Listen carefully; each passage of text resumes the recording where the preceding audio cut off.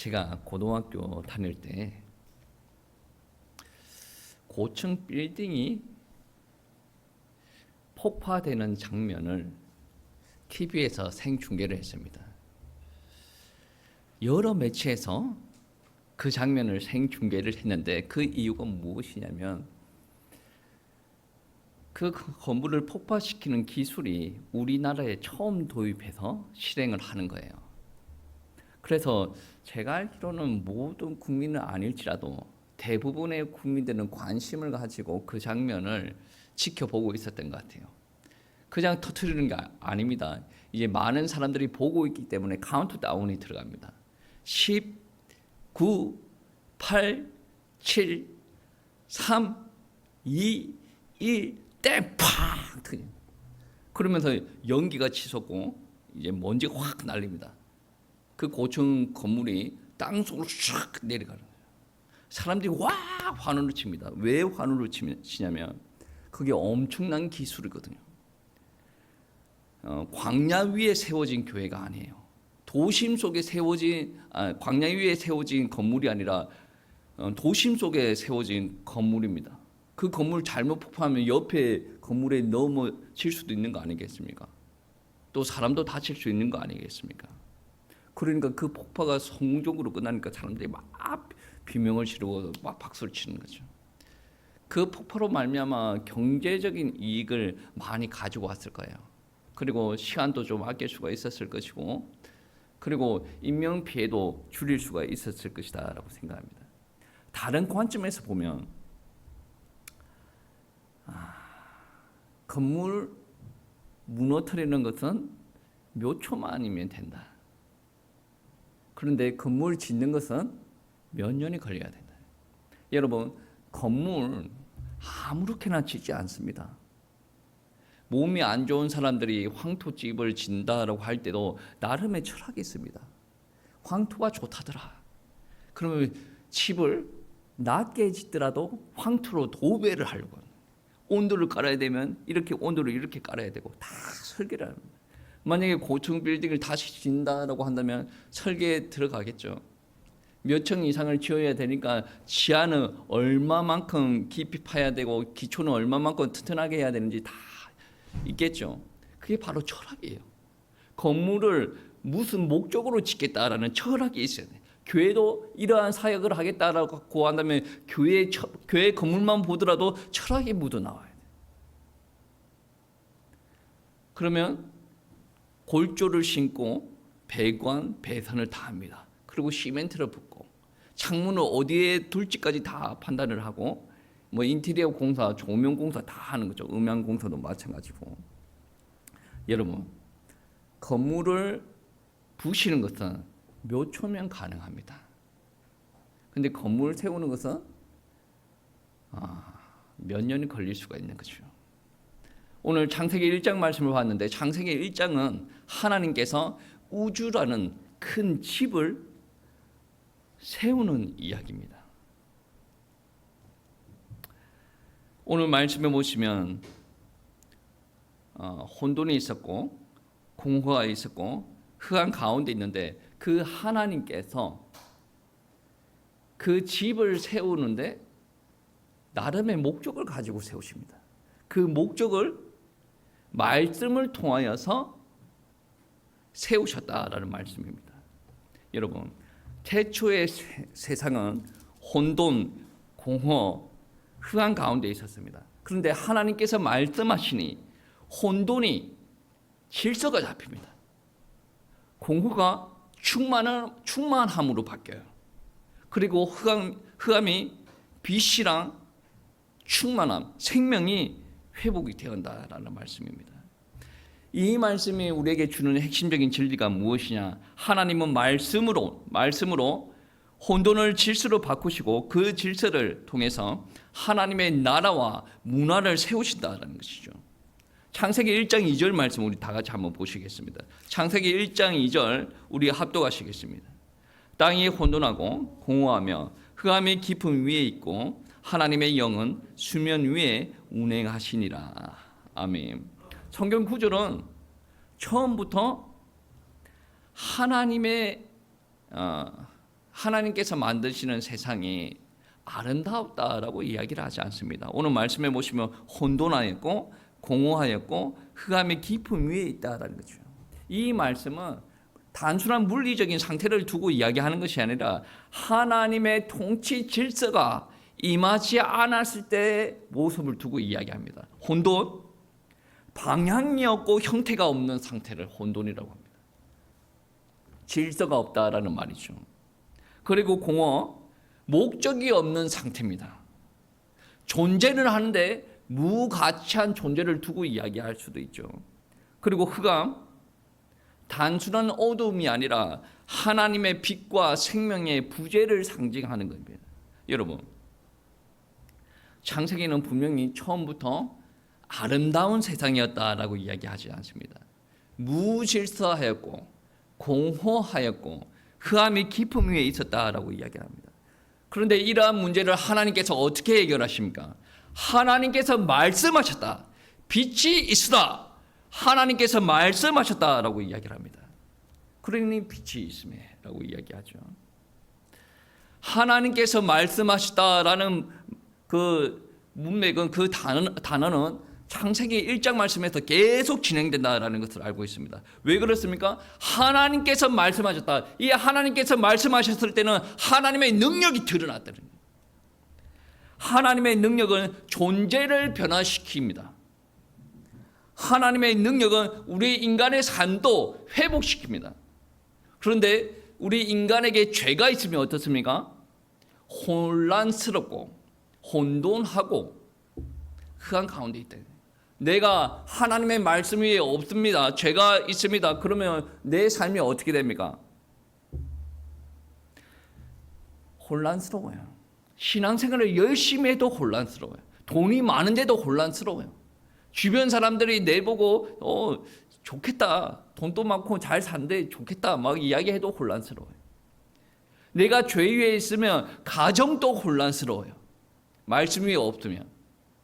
교회도 혼란스럽습니다. 교회가 자기 정체성을 몰라. 교회가 사람들 많이 끌어모으는데 정체성이 있습니까? 물론 귀한 사명 중에 하나죠. 사람 많이 끌어모으는 것, 정체성이 회복되고 난 다음에 일어날 귀한 일들입니다. 사람이 왜 교회에 사람을 많이 끌어모으려고 해요? 목사가 왜 많이 끌어모으려고 합니까? 자기 성공을 위해서. 성도들이 왜 많이 끌어모으려고 합니까? 자기 재미를 위해서. 나름의 명예를 위해서. 정말로 하나님께서 주신 사명을 위해서 여러분 기도하고 헌신하고 전도와 선교에 열을 올리고 있습니까? 질서가 없어요. 무조건 다 끌어오면 돼. 그리고 인간적인 방법을 사용을 합니다. 그러면 끌어모은 그 사람도 질서가 없어. 그래서 오늘날 교회가 무너지고 있는 거지 않습니까? 그래도 한번 키워보고 무너지는 게 좋지 않습니까? 그렇게 인간적으로 수고 많이 해가지고 나중에 어떻게 하려고 합니까? 질서가 없어요. 교회가 정체성을 잃어버렸다는 거예요. 사람만 많이 오면 된대요. 누가 그렇게 이야기를 합니까? 하나님께서 단 한 번도 그렇게 이야기한 적이 없는데. 이 혼란을 극복하기 위해서 어떻게 해야 됩니까? 하나님의 말씀이 선포됐습니다. 그 말씀에 우리가 순종을 하고 나갑니다. 그때 질서가 회복된다는 거죠. 혼돈이 사라지고 질서가 회복된다는 거죠. 그리고 창세기 1장에서 반복되는 동사가 있습니다. 무엇이냐? 구별하다라는 거죠. 하나님께서 빛과 어두움을 구별하였어요. 물과 물을 나눴어요. 그리고 땅과 육지와 바다를 나눴습니다. 그리고 낮과 밤을 구별하였습니다. 창조는 단순한 행위가 아니라는 거죠. 창조는 질서 세우는 행위고 그 질서 속에서 구별하는 행위라는 것입니다. 여러분이 생각하는 질서는 다양할 텐데 그 질서가 모이고 모여서 문화가 됩니다. 문화는 한 공동체가 공유하는 가치, 질서의 체계입니다. 그래서 어떻게 표현하면 창세기 1장은 최초의 문화 형성이라고 볼 수가 있습니다. 왜 그렇습니까? 처음에는 아무 질서가 없었대요. 혼돈, 공허, 흑암, 그 가운데 하나님께서 질서를 세우시고 문화를 세우셨다라는 거죠. 여기서 중요한 점은 문화는 누가 그 질서를 정하는가입니다. 오늘날 그리스도인들이 만드는 문화도 여기에 핵심입니다. 사람이 가치를 두는 문화인가, 하나님께서 만들어 주신 문화인가. 여러분, 하나님께서 만들어 주신 질서 안에서 살아가고 있습니까? 그 질서가 모여서 문화가 되는 거예요. 하나님께서는 창조하실 때마다 말씀하셨어요. 그래서 오늘날 강대상 말씀에 하나님께서 말씀하십니다. 순종하십시오. 그래서 우리가 질서를 만들어가고 그 질서 위에 우리가 문화를 세워간다라는 말씀입니다. 하나님께서 창조하실 때마다 하시는 말씀이 있습니다. 보시기에 좋았더라. 심히 좋았더라. 왜 좋았더라라는 말씀을 하시겠습니까? 하나님께서 창조하시는 목적이 있어요. 그래서 하나님의 뜻을 담아서 말씀하십니다. 그 뜻 따라 질서 있게 만들어가고 문화가 형성되고 있습니다. 그래서 하나님께서 심히 좋았다라고 이야기를 합니다. 하나님은 인간을 통해서 문화를 확장시킵니다. 창세기 1장 26절을 한번 보시겠습니다. 창세기 1장 26절 합독하시겠습니다. 하나님이 이르시되 우리의 형상을 따라 우리의 모양대로 우리가 사람을 만들고 그들로 바다의 물고기와 하늘의 새와 가축과 온 땅과 땅에 기는 모든 것을 다스리게 하자 하시고. 아멘.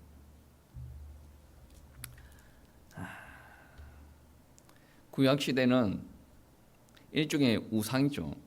그 왕이 자기 형상대로 상을 만들어서 사람들이 다 보도록 합니다. 왜 그렇습니까? 자기가 통치하고 있다라는 것을 드러내기 위해서.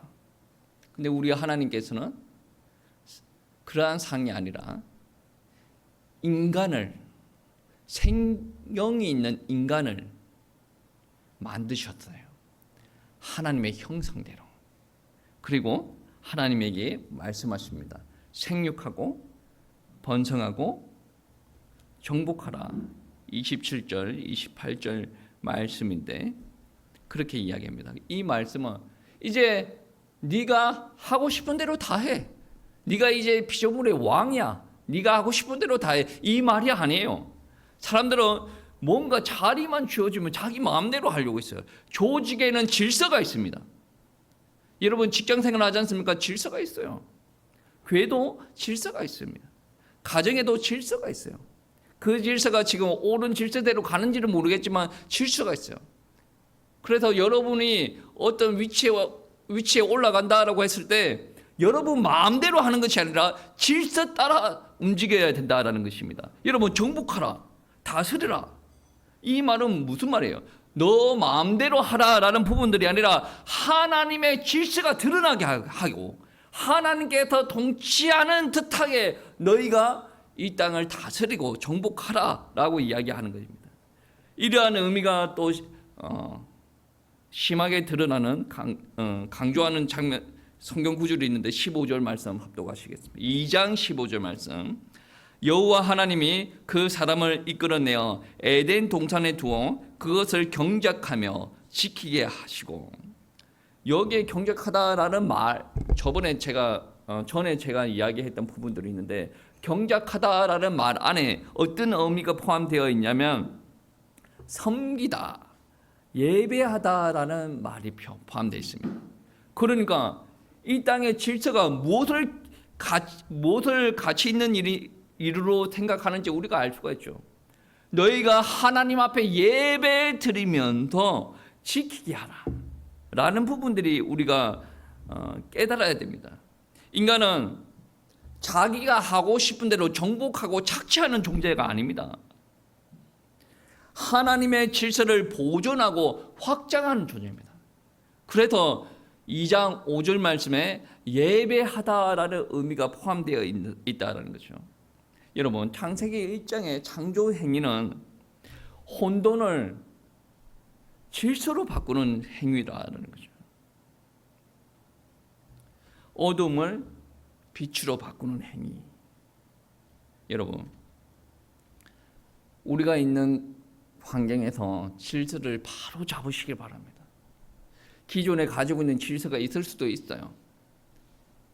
근데 그 질서가 하나님께서 원하는 질서가 아니라면 바꿔야 돼요.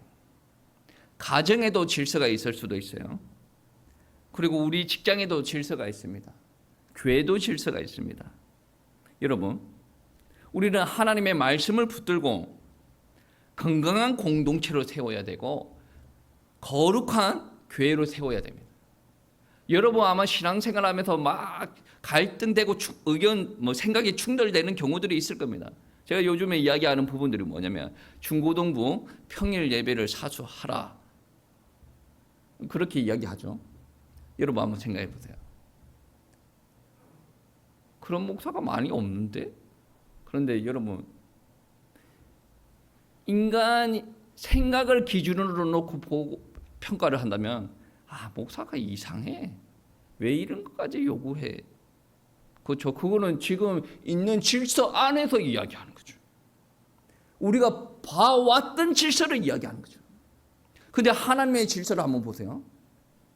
하나님의 마음을 한번 보세요. 예배 드려도 되고 안 드려도 된다고 생각할 수도 있는데 평일에도 예배 드리는 중고등부, 예배 안 드리는 중고등부, 하나님께서 어느 쪽을 보고 더 기뻐하시겠습니까? 예배 드리는 중고등부 보고 더 기뻐하시지 않겠습니까? 왜 더 기뻐합니까? 하나님의 질서가 그거거든. 하나님의 뜻을 세우고 하나님께서 계속 말씀하십니다. 그런데 이 땅의 사람들이 귀를 닫고 듣지 않습니다. 안 해도 된다. 근데 하나님의 뜻은 정해져 있습니다. 천국 가고 지옥 가는 게 나이 구분이 있습니까? 아니에요. 영혼이 있고 없고가 나이 구분이 있습니까? 없어요. 예배 드리고 안 드리고 나이 구분이 있습니까? 없어요. 여러분, 제가 어제 바쁜 하루를 보내고 그래도 설거지는 해야 되겠다 싶어가지고 열심히 설거지를 했습니다. 하다 보니까 밤 7시 반이 넘었어요. 더 하려고 하다가 좀 내려두고 이제 집 밖에 달리기 하러 나갔어요. 한 1시간 조금 넘게 뛰다가 들어왔어요. 제가 설거지할 때는 우리 집에 있는 여자 4명의 눈치를 보고 설거지하는 게 아니에요. 그럴 수도 있죠. 잔소리가 듣기 싫어서 그럴 수도 있지. 그런데 하나님의 입장에서 보세요. 설거지하는 목사를 보는 게 하나님께서 기쁘겠습니까? 그냥 뻔뻔하게 설거지 안 하는 목사를 보는 것이 하나님께서 기쁘겠습니까? 하나님께서 가정에서 창조의 질서를 이야기하셨다니까요. 그리스도가 교회를 사랑하는 것과 같이 남편이 아내를 사랑해야 된다. 그리스도가 교회를 어떻게 사랑했습니까? 십자가에서 죽었지 않습니까? 근데 남편이 와가지고 나는 밖에서 일을 많이 했으니까 너무 힘들어. 너는 집에서 하루 종일 놀았으니까 네가 가정일 다 해 하면서 가정이 하나도 안 도와줘. 도와준다는 개념을 또 싫어하는 사람들이 있는데 아무튼 가정일 하나도 안 합니다. 물론 이혼은 당하지 않겠죠. 남편이 돈을 많이 벌어오니까 이혼은 당하지 않을 겁니다. 그런데 하나님께서 보시기에 어떻습니까? 힘들더라도 가정일을 같이 하는 남편과 자기가 돈을 많이 벌어온다고 떳떳해가지고 가정일 하나도 안 하는 남편을 볼 때 하나님께서 어느 쪽을 더 기뻐하시겠냐는 거죠. 하는 쪽을 기뻐합니다. 왜? 그게 하나님께서 원하시는 창조의 질서거든요. 근데 사람들이 만들어 온 질서가 어떻습니까? 남자가 어떻게 부엌에 들어가냐? 그 사람 머리에는 하나님이 없는 거예요. 성경 말씀을 오랫동안 배워도 하나님의 말씀이 없는 거예요. 죽도록 아내를 사랑하라고 했는데 그 부엌에 들어가기 싫어가지고 어떻습니까? 남자가 왜 식당에 주방에 들어가냐? 유교 사상이 꽉 차 있죠. 남자는 안 해도 돼, 여자만 해야 돼. 우리 한국 교회의 구조를 봐도 그래요. 남자는 목소리 내면서 목에 힘주는 일하고 막 사람들 다스리는 그런 것만 하려고 그러고, 그러면서 주방에 안 들어가려고 그래요. 왜? 자기는 싫거든. 그러면서 자기 아내와 자기 가족들은 다. 여러분, 물론 그러한 사역들도 귀하죠. 교회에서 모든 사역을 다 감당하지 못하니까. 그래, 하나님께서 보실 때 어떻겠습니까? 주방에 한번 들어갔다 나오는 것도 하나님께서 기뻐하실 것이다. 왜? 그만큼 아내를 사랑하고 교회 공동체를 사랑하면 그렇게 할 수 있다라는 말씀이죠. 여러분, 하나님의 백성들은 사람들이 만들어 놓은 문화를 그대로 따라가는 문화 소비자가 아닙니다. 하나님의 백성들은 하나님의 말씀 가지고 새로운 문화를 창조해가는 문화 창조자라는 것이죠. 여기서 중요한 질문이 있습니다. 그러면 우리는 어떻게 새로운 문화를 만들어 간단 말입니까? 말씀을 믿고 순종을 하면 됩니다. 여러분, 아담과 하와가 하나님께서 만들어 놓은 문화를 어떻게 파괴했습니까? 뱀과 이야기를 나눌 때 뱀이 어떻게 이야기합니까? 너희가 이 선악을 알게 하는 나무의 열매를 먹으면 하나님과 같이 된다. 이 말을 대적을 해야 되는데 그대로 받아들입니다. 하나님께서 그 나무의 열매를 먹는 날에는 반드시 죽는다라고 하는데 이 말씀을 배격해요. 인간이 하나님의 질서보다 자기 질서를 택했다는 거죠. 그 결과 어떠한 일들이 일어납니까? 하나님께서 만들어 놓은 질서, 하나님께서 만들어 놓은 문화, 그것이 역행하여서 창세기 2장 말씀, 공허, 흑암, 무질서 속에 빠지게 된다는 거죠. 여러분, 새로운 문화는 정치적인 힘, 돈, 법으로 만드는 것이 아닙니다. 하나님의 말씀으로 만드는 거죠. 하나님의 말씀에 순종을 합니다. 순종을 하면 하나님께 더 반드시 반응하십니다. 그 반응이 무엇입니까? 하나님의 기적이에요. 아브라함이 하나님의 말씀에 순종하여서 친척과 아버지 집을 떠납니다. 하나님께 더 기적을 행하십니다. 그리고 모세는 하나님의 말씀을 믿고 이스라엘 백성들의 출애굽을 이끕니다. 하나님께서 기적을 이끄시죠. 이것이 문화예요. 초대교회가 말씀을 믿고 하나님의 말씀에 믿고 순종을 합니다. 기적이 일어나는데 로마를 뒤집어 엎습니다. 여러분이 다 아시는 청교도 운동, 종교개혁, 영적 대각성 운동 모두 하나님의 말씀에 순종하였을 때 보여졌던 열매입니다. 창세기 1장 말씀은 단순한 창조 이야기가 아니에요. 이러한 신화는 다른 종교 안에서도 이러한 말씀은 다른 종교 안에서도 신화라는 이름 가지고 막 나오기도 합니다. 창세기 1장은 하나님의 나라가 세워지는 이야기고 하나님의 통치 원리가 보여지는 성경 구절이라는 거죠.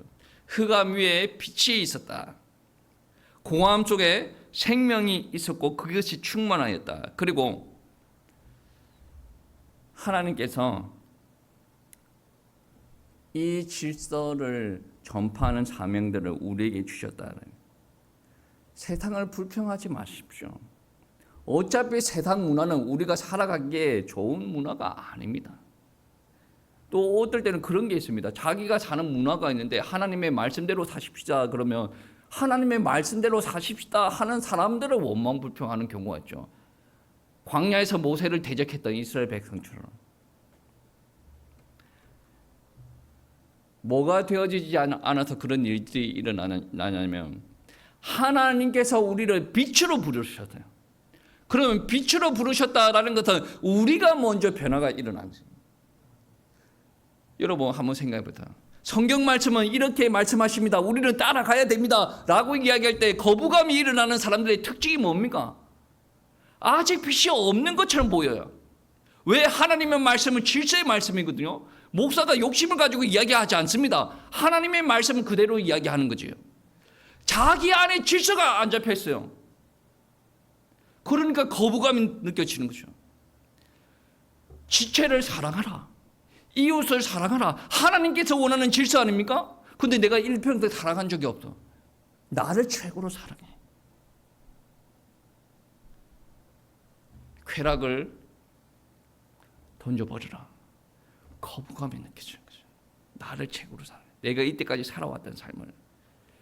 하나님께서 저와 여러분을 세우시고 쓰실 때 그 전에 하시는 일이 있습니다. 우리를 빛으로 만드신다.